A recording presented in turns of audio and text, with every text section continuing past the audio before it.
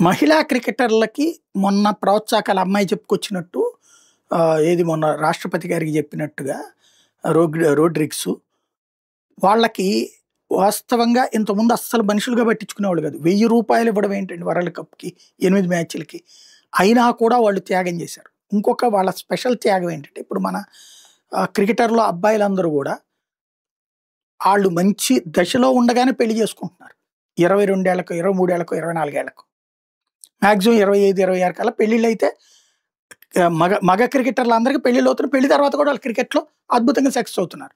ఇప్పుడు అనుష్క శర్మ, విరాట్ కోహ్లీలు చూస్తుంటాం. ఇట్లాగా వాళ్ళు లైఫ్‌ని ఎంజాయ్ చేస్తున్నారు. భార్య, పిల్లలతో సహా ఎంజాయ్ చేస్తున్నారు.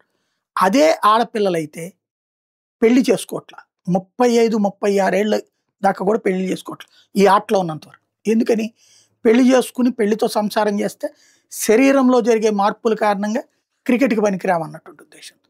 అంటే నిజమైన త్యాగం క్రికెట్ కోసం తమ వైవాహిక జీవితాన్నే త్యాగం చేయడం. 35, 36 తర్వాత వీళ్ళు పెళ్లి చేసుకొని సంసారం చేసి బిడ్డలు కనేటప్పటికి ఎలా ఉంటుంది పరిస్థితి? పిల్లల్ని కనే ఆరోగ్యం ఉంటుందా? వీళ్ళు అప్పటికి ఎన్నో రకాలైనటువంటి దెబ్బలు తిని ఉంటారు. చాలా ఇబ్బంది ఉంటుంది. అయినా కూడా వీళ్ళు ఆట మీద పిచ్చతో ఉన్నారు. డబ్బుల మీద పిచ్చతో కాదు. దేశం మీద పిచ్చతో ఉన్నారు. అది వాళ్ళ దగ్గర ఉన్న స్పెషాలిటీ.